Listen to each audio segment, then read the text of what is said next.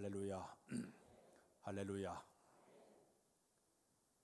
우리 하나님은 역사를 주관하시고 섭리하시고 친히 다스리신 만왕의 왕이 되십니다. 믿습니까? 그래서 우리는 하나님의 그 역사하심과 섭리하심과 계획하심을 그대로 믿고 우리가 신앙생활을 하고 있습니다. 잘 되는 것도 하나님의 주권 속에 이루어져 가고 있습니다. 안 되는 것도 하나님의 계획 속에서 모든 것이 진행이 되고 있습니다. 로마서 8장 28절에 보게 되면 우리가 알거니와 하나님을 사랑한 자 곧 그 뜻대로 부심 입은 자들에게는 모든 것이 합력하여 선을 이루니라. 좋은 일도 나쁜 일도 슬픈 일도 괴로운 일도 근심도 걱정도 아픔도 실수도 다 하나님의 섭리 속에 이루어지기 때문에 우리는 그대로 믿고 따라가는 것입니다. 이게 바로 신앙이 되는 줄로 믿습니다. 우리가 그림을 이렇게 그리게 되면 굵은 선도 있고 가는 선도 있어요. 빨간색도 있고 하얀색도 있고 검은색이 다 섞어져 가지고 하나의 작품이 이루어지는 것처럼 우리의 삶 속에 어두운 부분과 밝은 부분, 굵은 것과 가는 것이 다 엎쳐지지 우리의 삶 속에 수많은 여러 가지 일들이 합력을 해서 선을 만드는 것, 이것이 하나님의 뜻이 되는 줄로 믿습니다. 중동 지방에 가면 양탄자가 유명합니다. 시집가는 그 처녀, 시집가는 그 사람에게 혼수품으로 항상 우리나라로 카페트를 만들어 가지고 이렇게 집에서 만들어서 양탄자를 선물로 주게 됩니다. 양탄자를 보게 되면 그것을 만들기 위해 가지고 막 꼬매고 하다 보니까 때로는 바늘에 찔 피를 흘리기도 하면서 열심히 양탄자를 만들어요. 이 앞면과 뒷면이 다른 점을 보면 이 뒷면을 보게 되면 얼기설기 실타래가 막 얼기설기 돼 있어요. 피도 묻어 있는 것이 있어요. 근데 이 앞면을 보게 되면 깨끗하게 아름답고 화려한 작품으로 양탄자가 만들어져 있어요. 이와 비슷하게 우리의 인생의 삶의 모습을 보게 되면 얼기설기한 여러 가지 일들이 많이 있고 바늘질로 피를 흘린 흔적도 있지만은 앞면을 보게 되면 아름다운 작품이 만들어지는 것처럼 우리의 인생의 삶의 수많은 일들, 역경과 아픔과 고난과 슬픔과 실패와 이 모든 것이 합력하여 선인 것이 바로 하나님의 방법이 되는 줄로 믿습니다. 우리 하나님은 연금술사예요. 모든 것을 가지고도 무에서도 유를 창조하신 그런 분이세요. 안 되는 것도 되게 하시는 분이 바로 우리 하나님이세요. 그래서 우리 하나님께 전폭적으로 모든 걸 다 맡기면서 믿음으로 한 걸음 한 걸음 우리가 살아가고 있습니다. 근데 특별히 하나님은 역사를 이끌어갈 때마다 사람을 통해서 역사를 끌어가고 있습니다. 근대 세계 선교의 아버지라 불리는 허드슨 테일러라는 선교사님이 계십니다. 이분은 중국에 가서 40년 동안 선교를 하면서 이제 중국 오지에 들어가서 수많은 영혼들을 구원한 분이세요. 이분의 선교 스타일은 자기가 열심히 선교해서 사람들 모아놓게 되면 거침없이 다른 사람에 물려주고 자기는 더 오지에 들어가서 복음을 증거해서 아주 선교의 위대한 역사를 이룬 인물이었습니다. 한 번은 그가 성공적인 선교를 다 마친 다음에 영국에 돌아오게 되었습니다. 그때 수많은 사람들이 그 선교사님에게 질문했습니다. 당신이 위대한 이 선교를 한 당신의 이 성공 방법이 도대체 뭡니까? 비결을 가르쳐 주십시오 하고 질문했습니다. 그때 이 테일러 선교사는 그렇게 대답을 했습니다. 하나님은 어떤 기술이나 전략이나 프로그램보다는 자기 자신에 맞는 사람을 통해서 자신의 일을 하신 분이 우리 하나님이십니다. 그러면서도 지금도 끊임없이 하나님은 자기 마음에 맞는 사람 뽑아가지고 그 사람을 통해서 역사를 끌어가신 분이 우리 하나님이라고 얘기하고 있습니다. 하나님은 역사를 끌어올 때마다 사람을 통해서 역사를 끌어간 걸 믿으시기를 바랍니다. 세계 역사적인 인물들을 쭉 보게 되면 정치가들 가운데도 훌륭한 역사적인 인물들이 얼마나 많이 있습니까? 알렉산더라든지 인도의 마하트마 감디라든지 미국 독립의 운동을 했던 링컨이라든지 좋은 이런 많은 사람들을 정책을 세워가지고 역사를 끌어가기도 했습니다. 과학자들 가운데 피타고라스라든지 아르키메데스라든지 유명한 과학자들을 통해 가지고 과학의 발전을 이루어가기도 했습니다. 학문적으로 볼 때 소크라테스나 플라톤이나 아리스토텔레스나 여러 가지 학문적인 이런 철학자들 통해 가지고 학문의 기초를 닦아기도 했습니다. 종교가들 가운데도 우리가 잘 아는 마틴 루터라든지 칼빈이라든지 쭈빙글런 이런 사람을 통해 가지고 종교 개혁을 일으키기도 했습니다. 가깝게는 우리 한국을 보게 되면 우리 한국에 기독교가 들어온 지 이제 130년이 흘러가고 있는데 시대마다 하나님께서 필요한 주의 종들을 세워가지고 부흥의 역사를 끌어왔습니다. 길선주 목사님이라든지 이성복 목사님이라든지 김익두 목사님이라든지 주기철 목사님, 손양원 목사님, 시대마다 하나님께 한경지 목사님 같은 이런 훌륭한 인물을 통해 가지고 하나님의 교회의 역사를 끌어오신 것이 바로 하나님의 방법이에요. 나쁜 영향을 끼친 세계적인 독재자들도 있어요. 우리가 잘 아는 독일의 히틀러라든지 러시아의 그 스탈린이라든지 이탈리아의 무솔리니라든지 중국의 마오쩌둥이라든지 아니면은 우리가 잘 아는 저 북한의 김일성이라든지 베트남의 호치민 이런 사람들 독재자를 세워가지고 나라를 열어가지고 힘들게 한 이런 사람들도 있습니다. 역사를 끌어갈 때마다 하나님은 여러 사람을 통해 가지고 역사를 지금도 만들어가고 있습니다. 성경을 보게 되면 사람의 수요가 전부 헤아리면 3만 명의 사람이 나오고 있습니다. 이 3만 명의 사람들 가운데 이 인물 가운데 정치가로서 가장 훌륭한 사람을 꼽아라. 그러면 이스라엘 나라의 두 번째 왕인 다윗 왕입니다. 이 다윗 왕은 여러 가지의 별명을 가지고 있습니다. 그는 의의 왕이었다. 선한 목자였다. 새벽별 같은 존재였다. 그는 성군이었다.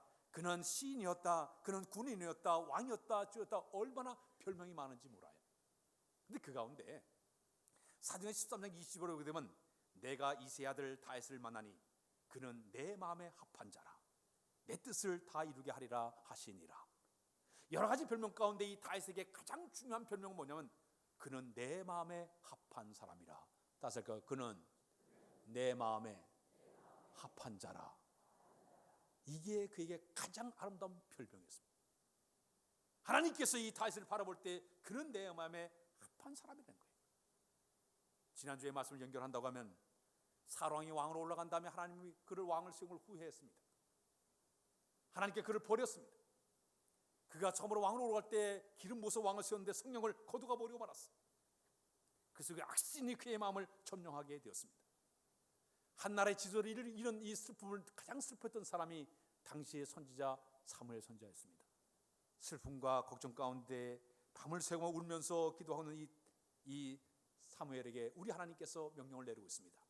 너는 지금 저 베들레헴에 가서 내가 눈여겨본 점찍어 놓은 사람 하나가 있으니 그 사람에 가서 기름불을 취해서 기름을 부으라고 그에게 명령을 내리고 있습니다. 마침내 사무엘 선지자가 기름병을 취해가지고 저 베들레헴으로 가게 됩니다. 사무엘은 누가 누군지를 몰라요. 어떤 사람을 내가 기름 부을지 몰라요. 마침내 거기는 이세 아들이 쭉 있는데 7 아들들을 지나가게 만들어요.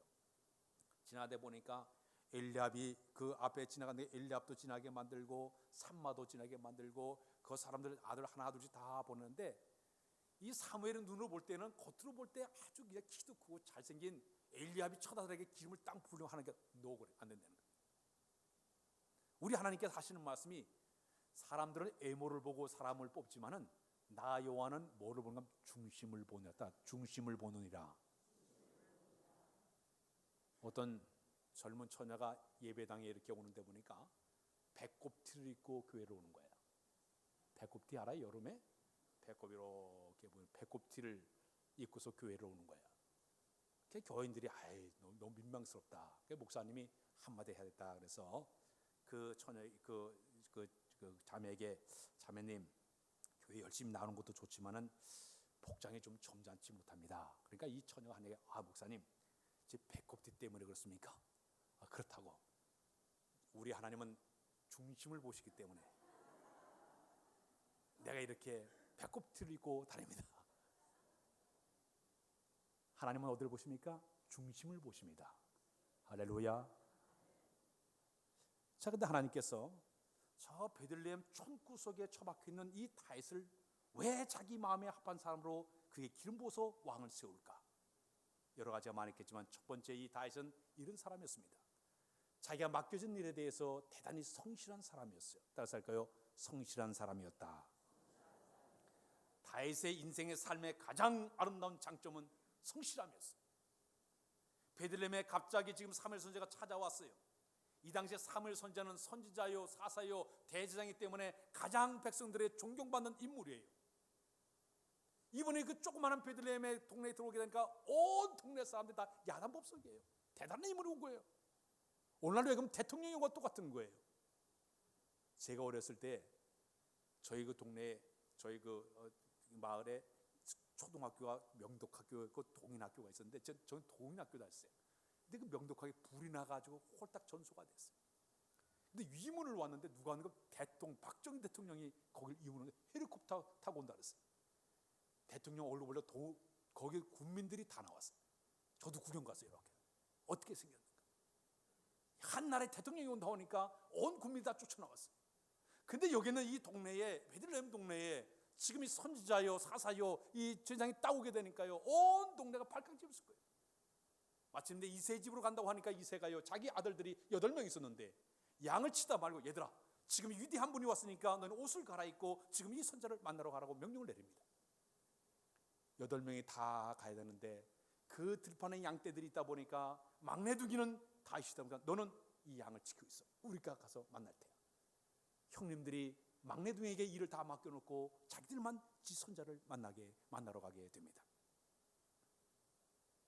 여러분 아마도 이 다윗은 평소에 성실하고 진실하다 보니까 7명의 다른 형제들이 선지자를 만나갈 테니까 너는 양떼를 지켜라 이 얘기는 배경으로 볼 때 형제 가운데 가장 믿을 만한 사람이에요. 성실한 사람이에요. 굳은 일도 마지 않고 기꺼이 하는 기쁜 마음으로 감당하는 그 모습 앞에 다윗에게 내가 이 일을 다 내가 맡기고 있습니다. 오늘 하나님의 거룩한 일을 우리가 감당할 때 가장 우선적인 덕목이 뭔지 아십니까? 성실함이 있어야 될 줄로 믿습니다. 이 성실이 바로 뭐냐 헬라 말로 하면 피스토스라는 말이에요. 이 말이 바로 충성이에요. 이 충성과 이 진실함과 성실함 이것은 우리 그리스도인 하나님의 거룩한 일을 감당한 자들의 첫 번째 덕목이 되어야 되는 것이에요. 마귀는 게으른 자를 불러가지고 악한 일에 도구를 쓸 수 있겠지만 하나님은 자기 일에 신실하고 성실한 사람을 통해 가지고 하나님의 역사를 끌어가는 줄로 믿습니다. 우리 예수님께서 이 땅에 와서 12명의 제자를 삼을 때 어떤 사람을 택했습니까? 저 베들레헴 잘난 사람들 많아요. 똑똑한 사람 많아요. 공부 많이 한 사람 많아요. 학問뛰어난 사람 많아요. 부자 많아요. 다 제껴놨습니다. 오히려 저 갈릴리 바다에서 하루하루 고기를 잡고 있는 그들 성실하게 부지런하게 살아가는 그들을 찾아가서 너 나를 따르거라. 내가 너를 사랑하는 어부가 되겠다고 그들을 찾아가고 있지 않습니까? 모세가 40세에 애굽의 무술과 학술을 다 배워가지고 세상적인 것을 완벽한 사람이었지만 우리 하나님 그때 그를 부르지는 않았습니다. 오히려 저 미디안강 쫓겨나가서 40년 동안 이들의 약물을 치면서 저 밑바닥 인생을 사는 그를 불러내가지고 너 가서 내 백성 이스라엘을 구원하라고 그를 불러내고 있습니다. 어떤 일이 주어질 때 성실하게 감당하는 것, 신실하게 감당하는 것이 하나님의 눈에 맞는 하나님의 모습이 되는 줄로 믿습니다. 고린도서 4장 2절에 보면 그러므로 맡은 자들의 구할 것은 충성이라 그랬어요. 충성, 진실함이라 그랬어요. 나에게 주어진 사명을 진실하게 잘 감당해야 우리 하나님의 마음에 드는 이런 모습이 되게 될 줄로 믿습니다. 제가 20년 전에 저 청주에서 목회할 때 노예 고시부에서 제가 일을 했습니다. 근데 그때 장로님들, 그 다음에 전도사님들, 목사 후보생들이 다 고시를 봐서 시험을 다 봤습니다. 이제 시험 채점을 쭉 제가 서기였고 이제 그 당시 고시위원장이 그 복대교회 민병호 목사님이었어요. 채점을 다 해가지고 하다 보니까 장로님 가운데 한 분이 점수가 안 나왔어요. 60점 이상 맞았는데 40점도 안 돼. 그래가지고 이제 마지막 이제 면접을 하게 되었습니다. 목사님 이 사람이 과락인데 어떻게 떨어뜨릴까요? 저 얘기를 하고 있는데 면접을 하나하나 쭉 했습니다. 근데 그 점수를 못 받은 그분에게 가가지고 이제 지금 왜 이렇게 시험을 잘 못 보셨네요? 그랬더니 그분이 딱 뭐라고 얘기하면 아주 연세가 좀 드신 분이에요. 그분 교회가 문백교회예요. 저는 초등학교를 못 나왔습니다. 글을 잘 모릅니다. 그런데 저는 20년 동안 하루도 빠짐없이 새벽종을 제가 치면서 교회에 다녔습니다. 그 말 듣는 순간 모든 사람들이 고개가 푹 숙여졌어요. 글을 잘 몰라가지고 이해를 못해가지고 시험은 이제 40점도 못 받았지만은 그의 그 신실한 신앙 하루도 빠짐없이 새벽종을 치면서 교회 나온 그곳에 감복을 받았어요. 이분 합격시켜주자. 우리 하나님이 보실 때 귀중한 모습은 성실함이에요. 진실함이에요. 다윗은 바로 이 성실함과 진실함이 하나님께 하나님 마음에 맞는 사람으로 뽑힘을 당하게 된 줄로 믿습니다. 머리 좋으면 시험 잘 칠 수 있어요. 성경 실력 뛰어나게 할 수 있어요. 그러나 신실함이 따르지 않는 행함이 따르지 못하기 때문에 나고자로 떨어질 수도 있다는 얘기예요. 우리 하나님의 귀한 일을 감당할 때마다 성실과 진실한 마음으로 줄 성자들이 되어야 될 줄로 믿습니다.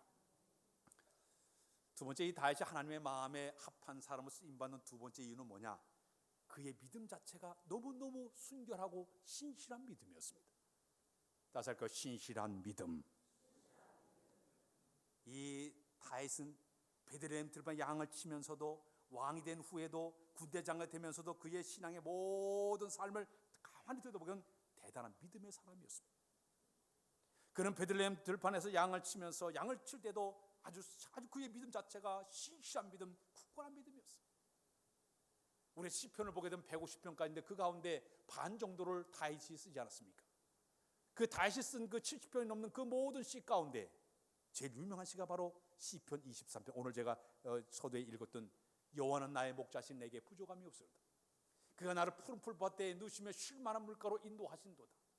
내 영혼을 소생시켜 자기 의의 길로 인도하신다. 쭉 나가다가 내가 사망의 음침한 골짜기를 다닐자도 해를 두지 않을 것은 주께서 나와 함께 하심이라. 주의 지팡이가 막대기가 나를 안위하시나이다. 그는 밤새워가면서 그 양떼를 지킬 때 사나운 사자나 곰들이 와가지고 양을 뺏어갈 때 쫓아가서 믿음을 가지고 입을 찢어내면서 사자들을 구해냈습니다. 그는 사망의 죽음의 골짜기를 갈 때에도 주의 지팡이 막대 나를 안위하신 그 믿음을 가지고 그는 위험도 불사하고 쫓아났던 사람이 바로 다윗이었습니다. 그 옛날 그가 골리앗을 때려눕힐 때의 그 장면을 생각해 보십시오. 당시에 골리앗은 키가 3m가 넘고 60kg 되는 무기를 다 들고 올무 철갑으로 다 무장한 천하무적의 용사고 프로 격투사인 골리앗을 나갈 때 이 양치기 소년은요 작대기 하나와 물맷돌만 가지고 나가 싸워요. 사무엘상 17장에 보면 그는 이런 고백을 하고 있습니다. 너는 칼과 단창으로 내게 나오지만 나는 만군의 여호와 이름으로 내가 모욕하는 이스라엘 군대의 여호와의 이름으로 내게 나간다고 그랬어요. 오늘 여호와께서 너를 내 손에 넘기시리니 내가 너를 쳐서 내 목을 베어버리고 블레셋 군대의 시체를 오늘 공중의 새와 들짐승에게 주어서 온 땅으로 이스라엘의 하나님이 계신 것을 너에게 알게 만들어 주겠다 그랬어요. 또 여호와의 구원하심이 칼과 창에 있지 아니함을 입으로 하여금 알게 만들기 위해서 내가 내게 나가노라. 그는 고백하기를 이 전쟁은 여호와께 속한 것인즉 그가 너를 우리 손에 넘기시리라. 이게 다윗의 믿음이에요. 골리앗을 때려눕히고 그 전쟁에 승리하게 만들어준 줄로 믿습니다. 그는 군대 장관이 돼서 전쟁 때 나갈 때 항상 먼저 기도했어요. 하나님 그들을 제 손에 붙이겠나이까. 그래 내가 그들을 내 손에 붙였느니라. 알겠습니다. 전쟁 나가는 거예요. 철저한 믿음의 사람이었습니다.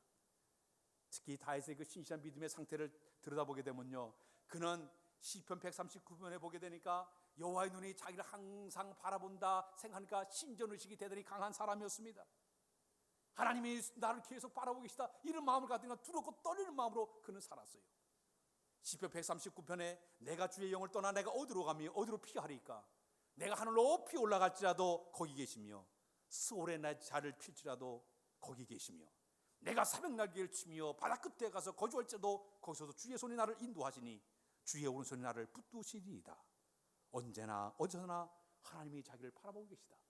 함께 하시다. 굳건히 믿은 사람이 바로 다윗인 줄로 믿습니다. 이게 바로 하나님께서 다윗을 볼 때 자기 마음에 합한 자로 찍은 사람이 됐다는 얘기입니다.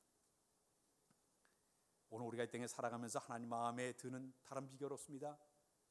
신실한 믿음의 사람이 되시기를 바랍니다. 하나님께 모든 걸 다 맡기는 거룩한 믿음을 소유해야만이 그 사람이 하나님 마음의 사람으로 쓰임받게 되는 것입니다.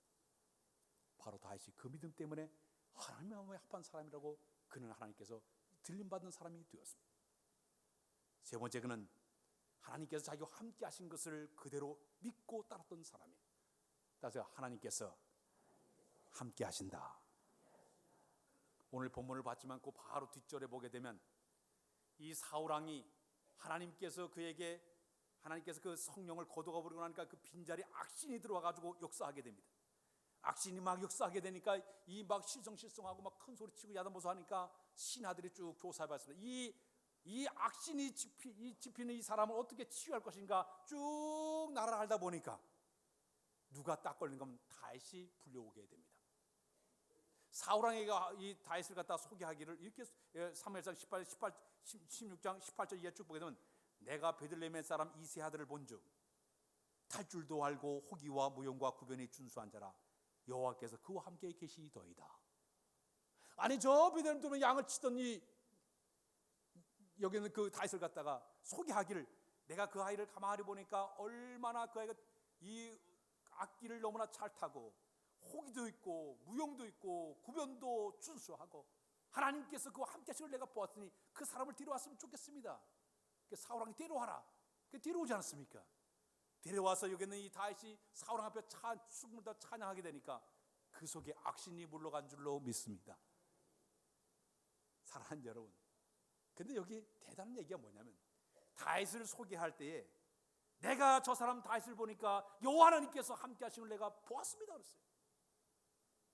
오늘 우리가 신앙생활하면서 삶의 현장에 들어가 살아가면서 다른 사람이 나를 어떻게 지금 바라보고 있을까요? 어떻게 평가를 내리고 있습니까? 어떻게 인정해주고 있습니까? 저 사람은 하나님이 함께한 사람이라 인정받고 있습니까? 직장에 가서 여러분들 직장생활을 모든 주변의 상사나 주변의 모든 사람들이 저 사람이 하나님이 함께하는 사람이야 인정해주고 있습니까? 가정 안에서 남편을 바라면 남편을 가족들이 다 저 사람이 하나님이 함께하는 사람이라고 아내를 보면서 저 사람이 하나님이 함께하는 사람이라고 아니 교회 안에서도 저 사람은 하나님이 함께하는 사람이야 인정받는 모습이 되어야 될 줄로 믿습니다. 이게 바로 다윗의 모습이었어요. 이게 다윗의 신앙이었어요. 그는 저 베들레헴 촌구석에 박혔는데도 불구하고 사람들 소문에 의해 가지고 이 사람 가만히 보니까 여호와께서 그 함께 하시길 보았다고 그를 소개하고 있습니다. 오늘 우리 교회도 마찬가지예요. 하나님이 함께하는 사람이 뽑히게 되면 얼마나 아름답겠습니까? 인정받을 평가받는 사람을 뽑을 때 주의 영광이 들어갈 줄로 믿습니다. 네 번째 중요한 게 있지 않습니까? 다윗은 철저하게 하나님의 구원에 복종할 줄 아는 사람이에요. 하나님의 권위를 두려워하는 사람이 바로 다윗이었습니다. 그는 한결같이 하나님의 권위 앞에 승복하신 믿음의 진실한 믿음의 사람이었습니다. 예를 들자면은 26장에 사무엘상 26장에 보게 되면 사울왕이 다윗을 죽이려고 하니까 이 다윗이 쫓겨다니게 이곳저곳 쫓겨다니게 됩니다. 게다가 십광야에 머물러가 엔게디 굴 속에 들어가서 숨어 있었습니다. 그때 사울왕이 이 다윗을 쫓아다니다가 그 엔게디 굴에 잠을 자기 위해서 잠깐 들어왔습니다. 그 순간 다윗은 자기를 죽이려고 하는 그 다윗을 쫓아서 목을 베어버린 당신이 그날의 왕이 될 수가 있어요. 그러나 다윗은 손을 내지를 않습니다. 그는 고백하기를 저 사람은 하나님이 세우신 기름부어 세운 왕이기 때문에 나는 거기를 침몰할 수 없다는 얘기입니다. 손을 내질 않아요. 살구머니 가서 그의 옷자락을 베면서도 그는 양심의 찔림을 받는 영성이 깊은 사람이었습니다. 목도 안 자르고 옷을 자르면서 마음에 엄청난 그는 양심의 가책을 받는 영성이 살아있는 감각이 세포가 살아있는 사람이었습니다. 거기서 끝난 줄 알았더니 사무엘상 26장 9절 이하에 보게 되면 또다시 그가 쭉 피해가지고요. 그가 가가지고 또다시 그가 이제 숨어 있을 때 또다시 사울이 3,000명의 군사를 거느리고 자기를 딸 죽이려고 쫓아오고 있습니다. 한밤중에 가서 보니까 병사들이 다 잠을 자고 있는데 가서 보니까 저 사울을 가운데 이렇게 재워놓고 빙빙 돌아 군사들이 빙빙 돌아놓고 잠을 자고 있는 거예요. 그때 아비새가 뭐겠습니까? 저에게 명령만 내리십시오. 내가 당장 가서 저기 있는 사울왕의 목을 베겠나이다. 창을 찔러 땅에 꽂겠습니다. 그때 또다시 다윗이 얘기합니다. 안 된다 그랬습니다. 기름 부은 자, 내가 기름자를 치게 되면 죄음자가 되지 않겠느냐? 건들지 마라. 그 살구머니가 가지고 사울왕이 썼던 창과 물병만 가지고 빠져나오게 됩니다. 근데 성경에 가만히 보게 보니까 하나님께서 일부러 거기 있는 모든 사람들을 잠을 더 깊게 들게 만들었다고 성경은 얘기하고 있습니다. 다윗은요, 하나님의 권위 앞에 그대로 순종할 수 있는 사람, 하나님의 권위 앞에 겸손하게 내려갈 수 있는 사람, 이것이 바로 하나님 보시기에 그의 마음에 합한 사람으로 쓰임받게 된 줄로 믿습니다. 오늘 여러분 우리가 신앙적으로 볼 때 인격적인 자질이나 정치적인 자질이나 세상의 모든 환경과 조건을 볼 때는 뛰어난 사람들이 많아요. 그러나 하나님 우리를 보실 때 중요한 것은 영적 자질을 귀하게 보는 줄로 믿습니다. 마침내 이 다윗이 훗날 왕이 된 다음에 얼마나 하나님께 귀하게 쓰임받는 사람이 되었습니까? 오늘 우리 교회가 역사적인 일을 하고 있지 않습니까? 오늘 예배 후에 우리가 공동회의를 모이고 또 선거를 하고 중직자를 뽑는 것은 개인에게도 영광이지만 교회의 영광이고 교회의 자랑거리가 될 수가 있습니다. 정말 하나님이 선택하신 인물, 하나님 마음에 합한 자가 누구입니까? 이걸 먼저 하나님께 물어보는 것이 중요하다는 얘기예요. 이 하나님의 거룩한 역사를 끌어갈 만한 인물이 도대체 누굽니까? 물어보고 그를 통해서 주의 역사를 끌어가는 것이 바로 하나님의 방법이 되는 줄로 믿습니다. 저 전라북도 김제에 가게 되면 금산교회가 있습니다. 기역자 교회, 유명한 교회죠. 근데 그 금산교회에 내려오는 아주 아름다운 이야기가 있습니다. 1904년도에 미국의 젊은 선교사였던 테이트, 우리나라 말하면 최의덕 그 선교사가 정읍으로 가기 위해 가지고 모악산 자락에 있는 금산 지방에 내려서 가끔 그 당시에 말을 타고 선교 여행을 하다 보니까 거기에 금산 지방에 마방에 들려 가지고 이제 거기서 잠을 자기도 하고 말을 먹이도 주기도 재워주기도 이렇게 해서 지나게 됩니다. 근데 그 금산 지방에 이 말이 쉬어가는 마방에 그 주인이 하나 있는데 그분이 바로 조독섬이라는 분이었어요. 근데 이분이 그 선교사님이 자꾸 들락날 하다 보니까 어떻게 복음을 받아들여 가지고 자기 집 사랑채를 내줘 가지고 거기서 금산교회라는 교회가 생기게 되었습니다.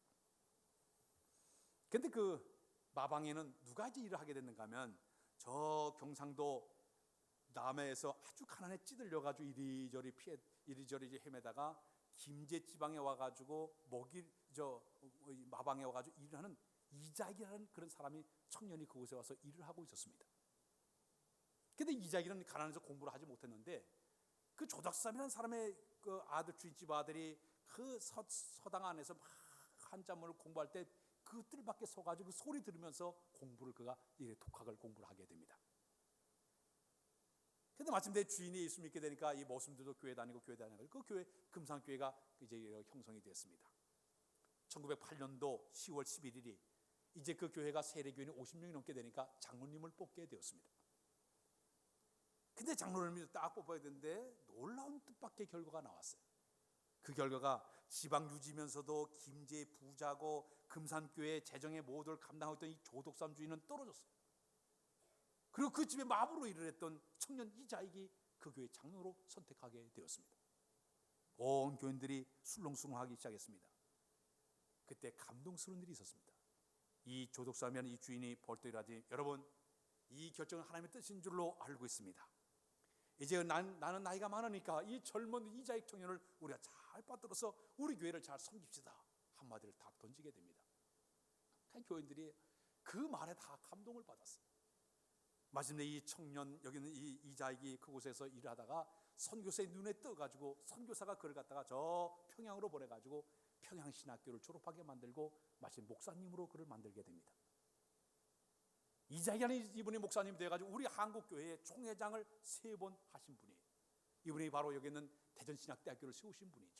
오종교회를 담임했던 목사님이고 아주 훌륭한 목사님으로 이자익이라는 청년이 쓰임받게 되는데, 이 조독삼이라는 이분은요, 그 당시에 장로님의 특권에 떨어졌지만 훗날 열심히 교회를 자성해서 다시 교인들의 대환영 속에 다시 장로님 되어가지고 그 후손까지 복을 받는 축복이 이루어진 것이 바로 이 금산교회에 내려온 아름다운 교회의 역사입니다. 오늘 하나님 우리 교회에 역사를 주관하고 있는 줄로 믿습니다. 어떤 인물이 어떻게 될지 모르지만 하나님께서 우리 교회를 통해 영광을 받으시고 이 거룩한 일꾼 교회가 부흥의 역사를 말하는 아름다운 계기를 만들어 나가시길 주님의 이름으로 부탁드립니다. 기도합니다. 역사를 주관하신 하나님, 우리의 역사의 주관자 된 하나님의 모든 걸 맡기고 살기를 원하오니 성령 하나님 우리 마음 주관하시고 다스려 주어서 주의 뜻과 섭리를 잘 분별할 만한 거룩한 지혜를 간직하도록 인도하여 주옵소서. 다시까지 하나님 마음에 합한 자로 쓰임받기를 원하오니 함께하사 순간순간 이제 신실한 성실함과 또 굳건한 믿음을 가지고 주를 섬기는 우리 모두 다 되도록 인도하여 주옵소서. 예수 그리스도의 이름으로 기도하옵나이다. 아멘.